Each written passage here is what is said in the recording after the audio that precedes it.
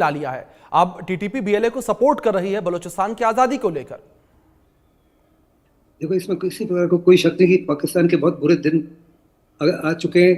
पाकिस्तान इस समय काफी ज्यादा गंभीर जी स्थिति में है। इकोनॉमिक इंस्टेबिलिटी है, पॉलिटिकल इंस्टेबिलिटी है और मिलिट्री सिक्योरिटी इंस्टेबिलिटी है। और आए दिन पाकिस्तान के अंदर खास करके पख्तूनख्वा में, वजीरिस्तान में, कलात में, बलूचिस्तान के कई शहरों में बीएलए की तरफ से और तहरीके तालिबान की तरफ से पाकिस्तान की आर्मी के ऊपर बड़े घात लगा के हमले हो रहे हैं। और ये हमले तकरीबन हर दिन ही हो रहे हैं। एक महीने में 30 से 50 से 60 जी हमले हो चुके हैं। पाकिस्तान की आर्मी का मोरल और मोटिवेशन काफी गिर चुका है। जी पाकिस्तान के लोग जो है, ऑफिसर जो है और सैनिक जो है, इस इलाके में आने के लिए घबराते हैं। उधर दुरन लाइन के ऊपर तालिबान भी उनको तंग कर रहा है अफगानिस्तान के माध्यम से। तालिबान ने हर प्रकार के मॉडर्न हथियार जो है तरीके तालिबान पाकिस्तान को दिए, बीएलए को दिए। उधर बीएलएफ ने भी हाथ जोड़ लिया है और साथ ही साथ सिंध लिबरेशन आर्मी भी उनकी मदद कर रही है। ऐसे में मुझे साफ तौर पे नजर आता है कि पाकिस्तान बहुत बड़े पैमाने पर अपना पैसा खर्च करता है जी हिंदुस्तान के को बर्बाद करने के लिए, हिंदुस्तान के अंदर दहशतगर्दी को फैलाने के लिए।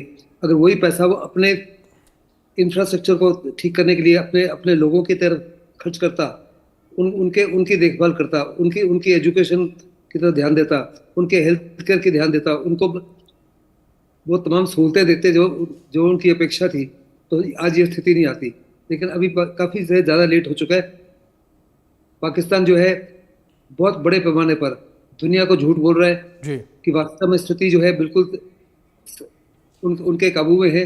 और वो सूनर देन लेटर जी स्थिति के ऊपर हर प्रकार से सफलता हासिल कर लेंगे। चाइना बड़ा चिंतित होगा क्योंकि चाइना का जो सीपेक है, सीपेक तकरीबन 2000 किलोमीटर तरीके तालिबान पाकिस्तान की टेरिटरी और बीएलए की टेरिटरी से होके जाता है।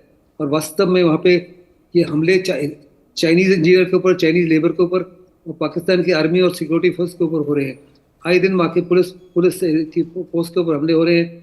उनकी ट्रेन्स को हाईजैक किया जा रहा है, उनकी बसेस को हाईजैक किया जा रहा है और लोगों को निकालकर जो भी पंजाब प्रोविंस के लोग हैं जी और जो गैर बलूचीज हैं और गैर पख्तूनख्वा के लोग हैं उनको मार दिया जा रहा है। जी जितनी भी मेजर बिल्कुल रोड्स हैं उनके ऊपर, सबके ऊपर तकरीबन दबदबा है बीएलए का या टीटीपी का। कहा जा रहा है कि पख्तूनख्वा का इलाका जो है उसमें तो पाकिस्तान की आर्मी का इस समय कोई भी कंट्रोल नहीं है।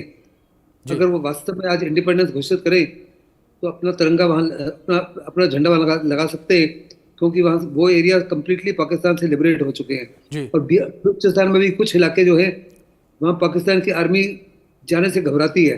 वो जी एरियाज भी काफी लिबरेट हो चुके हैं। बिल्कुल लेकिन पाकिस्तान इतनी आसानी से ये जंग हारेगा नहीं, उसकी जबरदस्त कोशिश होगी। बिल्कुल बिल्कुल सागर साहब, बिल्कुल ठीक कहा आपने कि पाकिस्तान की भी जबरदस्त कोशिश लगातार यहां पर बनी हुई है कि जो कंट्रोल बलूचिस्तान का उसने बनाकर रखा है वो कंट्रोल उसके हाथ से ना जाए। सुमित जी, मैं आपका रुख करूंगा। अगर टीटीपी और बीएलए के इस गठजोड़ को लेकर बात की जाए सुमित जी, तो जो मौजूदा स्थितियां इन दोनों के गठजोड़ से बनती नजर आ रही हैं, क्या इन स्थितियों में आप पाकिस्तान को टूटते हुए देख रहे हैं? सबसे पहले तो अभिषेक जी, शोभे बुलाने के लिए आभार और सभी दर्शकों को प्रणाम। देखिए, हमारे यहाँ कहावत है कि जब दिया का अंत होने वाला है तो दिए की लो बढ़ जाती है। पाकिस्तान की परिस्थिति कुछ ऐसे ही है। ये जो आप विनाश का तांडव वहां देख रहे हैं, ये एक चीज को दर्शाता है कि फील्ड मार्शल आसिम मुनीर के सिपाही ढेर हो रहे हैं। फील्ड मार्शल आसिम मुनीर का सिस्टम खत्म हो रहा है। पाकिस्तान में रह के अपने सिपाहियों को नहीं बचा पा रहा है, ये विदेशियों को क्या बचाएंगे और चाइना का सीपे क्या चलाएंगे। और अब बलोचिस्तान में इन्वेस्टमेंट की बातें कर रहे हैं, रेको डेक में माइनिंग की बातें कर रहे हैं, क्या ये करेंगे? आप देखिए, आपने सही कहा कि बिल्कुल गाजर मूली की तरह कटरे कहना तो नहीं चाहिए, जी बस जो दृश्य दिखा रहे वही है। और आप जी देखिए कितना हताश है पाकिस्तानी सिपाही। इसके पास बंदूक नहीं है साहब, इसके जी पास खाना नहीं, इसकी तनख्वाह नहीं मिलती, रोटी नहीं मिल रही, बंदूक है तो गोली नहीं। ऐसे में कहां से लड़ेगा ये? परिस्थिति ये है, पाकिस्तान के जनरल कर्नल पाकिस्तान को बेच के खा गए। पाकिस्तान के फ्यूचर को का इन्होंने सौदा कर लिया।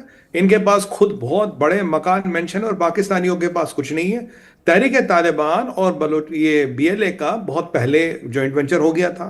उन्होंने कहा था कि जी हम ईद के बाद आप पे बिल्कुल ताबड़तोड़ अटैक करेंगे, और ताबड़तोड़ अटैक हो रहे हैं। पीछे आपने बाम में देखा जी 84 जगहों पे अटैक किया, 72 घंटे तक चला।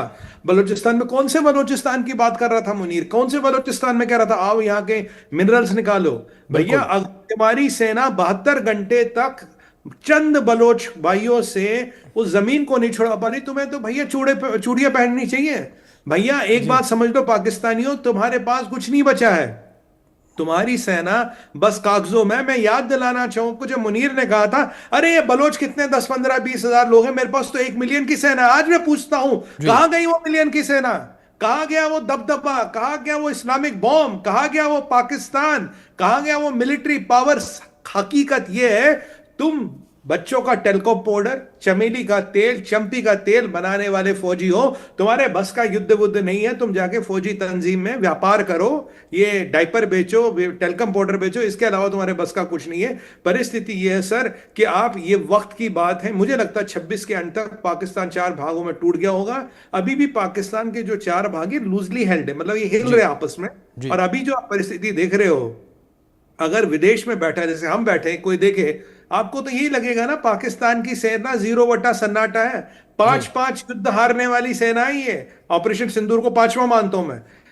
युद्ध तो दूर की बात है अभिषेक जी, ये अपने जगह को, अपने जमीन को नहीं बचा पा रहे। अरे साहब अपनी जान को नहीं बचा पा रहे, देश क्या बचाएंगे, मिट्टी क्या बचाएंगे? मुझे लगता है पाकिस्तान की सेना को सरेंडर करना चाहिए, उन्हें मुनीर के टेबल पर इस्तीफा रखना चाहिए। उनमें बोले देखो मुनीर जी, आप अपने लाखों करोड़ों बनाओ, हम यहाँ मरने के लिए पैदा नहीं हुए। बलोच भाइयों को इंडिपेंडेंस घोषित करनी चाहिए, तहरीक तालिबान को अपना हिस्सा अलग करना चाहिए।